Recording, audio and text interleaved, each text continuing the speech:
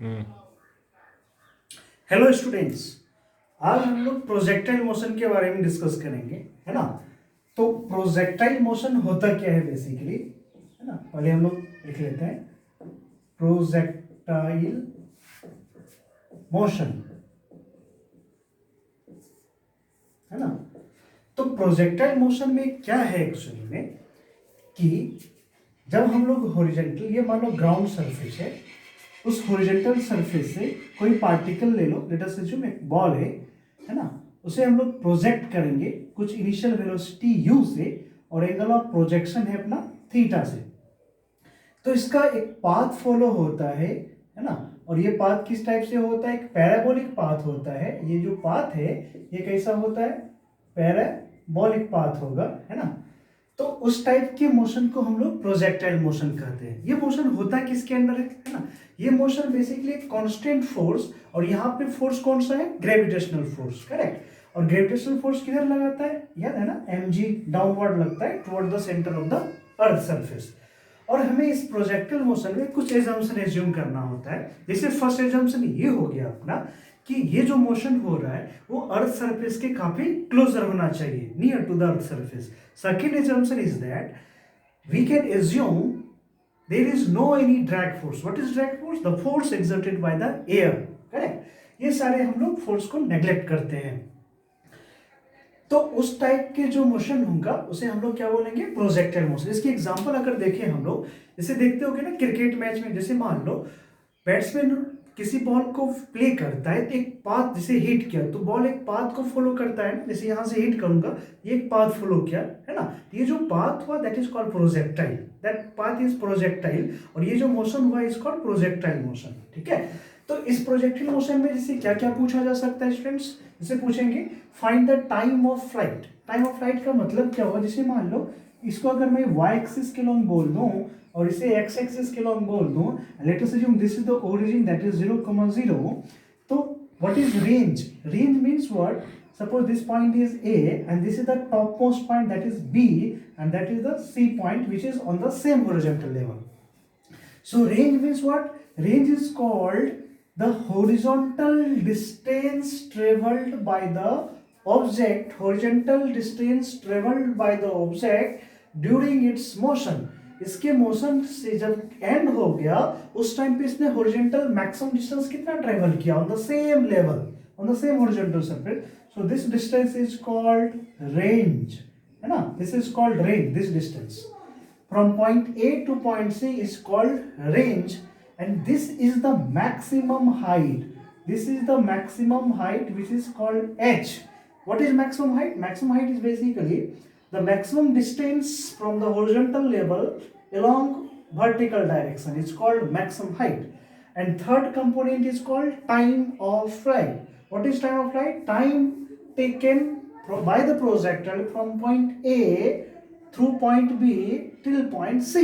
Okay, so time of flight is basically time during which particle will be in its motion. Okay, in projectile it's called time of flight. Okay, चलो एक एक करके हम लोग calculate करते हैं, है ना। प्रोजेक्टाइल मोशन में हमें ये चीजें सबसे इंपॉर्टेंट चीजें हैं क्या, कि सबसे पहले जो वेलोसिटी है उसे रिजॉल्व कर लो। जैसे देखो वेलोसिटी ये है ना, इसको रिजॉल्व करेंगे तो एक x के लॉन्ग आएगा और दूसरा y के लॉन्ग आ जाएगा, है ना। सिमिलरली हमें वेलोसिटी को रिजॉल्व करना चाहिए देन एक्सेलरेशन को। तो तुम देख सकते हो velocity component along x axis is what? u cos theta, and along y axis is what? u sin theta. So this is the velocity along x axis and y axis, correct। and acceleration due to gravity जो होगा that always act along downward direction. So this is the acceleration due to gravity. Okay, so this is the acceleration along y axis. Okay, now suppose we want to calculate time of flight, है ना। we want to calculate t. T is what? T means time of flight. तो इसके लिए हमें क्या करना चाहिए? देखो टाइम ऑफ फ्लाइट के लिए we can calculate by there are three equation ना, equation of motion. Which one? पहला v equal to u plus at, second s equal to ut plus half at square, third v square equal to u square plus 2as with proper directions, ठीक है। तो हमें देखना चाहिए T किस में आता है। फर्स्ट में आता है क्या, v equal to u plus a t, yes आता है। सेकेंड में देखो s equal to u t plus half a t square. तो एक्चुअली हम लोग ये सोचे कि पॉइंट ए से लेकर सी तक में जो टाइम लगा है ना, तो इसके लिए हमें देखो जो पॉइंट ए पे है और जो पॉइंट सी है, इन दोनों क्या है, सेम लेवल पे है। तो इसका डिस्प्लेसमेंट अगर y एक्सिस के लॉन्ग देखोगे तो ओरिजिन पे है, यहाँ पे भी y एक्सिस के लॉन्ग डिस्प्लेसमेंट में पॉइंट सी का देखूं अभी भी ओरिजिन है। Means displacement along y axis from point A to point C कितना होगा, 0। तो अगर हम लोग ये लगा दें s equal to u t plus half a t square, ये लिखा। बट किसके लॉन्ग लगाओगे बताओ, y एक्सिस के लॉन्ग, है ना। तो क्या लिखा हमने, displacement along y axis equal to u along y axis into t, u means what, initial velocity along y axis into time of flight plus half acceleration along y axis into t square। अब देखो हमने ऊपर वाले direction को positive लिया है, तो downward direction क्या हो जाएगा ऑटोमेटिकली, नेगेटिव। अब इधर देखो जरा, यहाँ पे जो हमने लिखा हुआ है u sin थीटा, ये क्या है मेरा initial velocity along y axis. ये जो टर्म है यही तो मेरा uy है ना। ये जो टर्म था यही तो मेरा क्या था, ux था, x एक्सिस के लॉन्ग वेलोसिटी था, है ना। अब देखो, और ये जो g है ये डाउनवर्ड है, तो डाउनवर्ड को अगर मैग्नीट्यूड वाइज देखोगे तो ये जी वाई क्या हो जाएगा, माइनस जी लेना पड़ेगा अपने को, है ना। इन सब वैल्यूज को अगर हम लोग सब्स्टिट्यूट कर लें इस इक्वेशन में तो क्या होगा, a से लेकर c तक के लिए a टू c अगर जाओगे तो डिस्प्लेसमेंट कितना होगा, 0, क्योंकि जो a का लेवल है सेम c का था, है ना। What is u y, that is u sin theta है, तो u y की जगह पे हम लोग पुट कर दिए क्या, u sin थीटा, है ना, इनटू t, ठीक है, प्लस लिख लो हाफ, है ना। ए वाई कितना आया अपना, देखो ए वाई इक्वल टू माइनस जी है, क्यों माइनस जी, क्योंकि डाउनवर्ड था, इंटू टी स्क्वायर, है ना। अब देखो ये 0 है और ये नेगेटिव साइड को इस साइड लेके आएंगे अपन, है ना। तो यहाँ पे देखें तो क्या हो जाएगा, g t square upon 2 is equal to u sine theta into t को टी हटा लो, है ना। यहाँ से टी कितना आ गया देखो, यहाँ से t will become out, t is equal to 2u sin theta upon g, so 2u sin theta upon g, this is called time of flight of the projectile motion, ठीक है। now अब हमें सपोज करो calculate करना है maximum height of the projectile, so this is the maximum height ना। So how to calculate this maximum height, इसके लिए अगर देखें हम लोग तो क्या करेंगे, मैक्सिमम हाइट ये है क्या, एक्चुअली देखो ये this is the distance along y axis ना, this is the displacement along y axis, ये हमें कैलकुलेट करना है, करेक्ट। सो पॉइंट A और ये पॉइंट B के बीच का डिस्प्लेसमेंट है अलोंग y एक्सिस, है ना। तो हमें क्या निकालना है, y एक्सिस के अलोंग डिस्प्लेसमेंट। तो क्या करेंगे अपन इसके लिए, है ना, इसके लिए क्या करेंगे हम लोग देखें तो इसके लिए अगर देखोगे यहाँ पे एक और चीज देखो, ये पॉइंट ए का वेलोसिटी है u cos थीटा, है ना। तो पॉइंट बी पे अगर देखोगे वेलोसिटी क्या होगा, इसका वेलोसिटी का डायरेक्शन हमेशा टेंजेंशियली होता है ना, है ना। तो यहाँ पे सिर्फ और सिर्फ x कंपोनेंट ही एग्जिस्ट करेंगे और y के लॉन्ग वेलोसिटी इस पॉइंट पे कितना हो चुका होगा, 0। क्यों, क्योंकि सोचो अगर वेलोसिटी y के लॉन्ग होता then this particle must be going up ना at that point b, but अब ये क्या हुआ, यहां से नीचे आने लगा, देखो that means velocity at the highest point along y component must be 0। अगर देखो नेक्स्ट जो x के लॉन्ग वेलोसिटी है that will remain unchanged, why, because there is no any acceleration along x axis which causes the changes along x component, only the acceleration is किसके long है, सिर्फ और सिर्फ y एक्सिस के लॉन्ग था। सो वेलोसिटी का component जो होगा चेंज सिर्फ किसके लॉन्ग होगा, y के लॉन्ग ही होगा, है ना। ये टाइम आ गया, तो हम लोग डायरेक्टली क्या करेंगे, a टू b के लिए, है ना, velocity square equal to u square plus 2as ये लगा लो, बट किसके लॉन्ग, y के लॉन्ग, है ना। y के लॉन्ग हमने लिख लिया, y का कंपोनेंट हर जगह पुट कर लो। So velocity along y axis at point b कितना है, 0, ये तो 0 हो गया।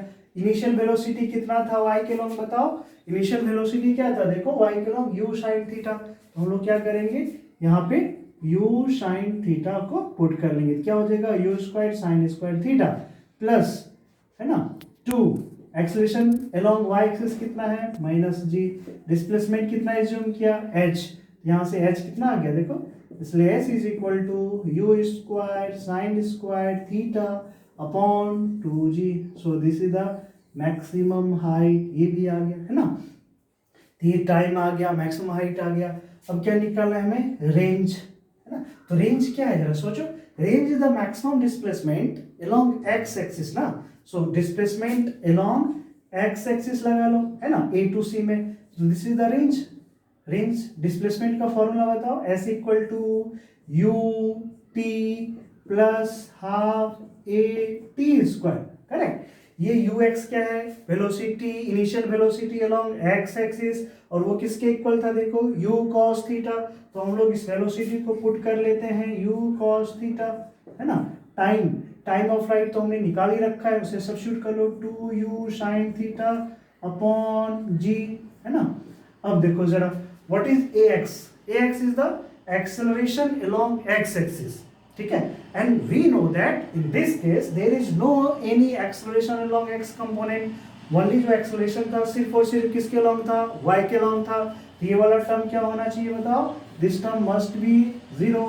सो what we can put next, यहाँ से देखो 2u स्क्वायर, है ना, u इंटू यू स्क्वायर हो गया, है ना, उस पर क्या है 2 sine theta into cos theta क्या होता है, u square sine 2 theta upon g, और ये जो था यही तो मेरा क्या है रेंज, है ना।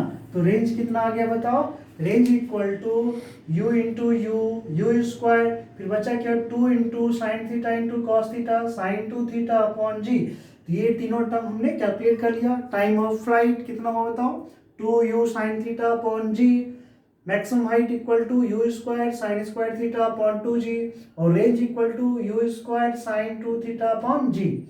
अब तुम क्लियरली ऑब्जर्व कर सकते हो कि रेंज विल बिकम मैक्सिमम कब, जब ये जो टर्म है साइन 2 थीटा वो मैक्सिमम हो जाए। अब वो मैक्सिमम कब होगा, जब साइन 2 थीटा का वैल्यू 1 हो जाए, और साइन 2 थीटा 1 कब होगा, कितने एंगल पे बताओ, जब 2 थीटा का वैल्यू 90 डिग्री हो जाए, दैट मीन्स थीटा का वैल्यू 45 डिग्री हो जाए।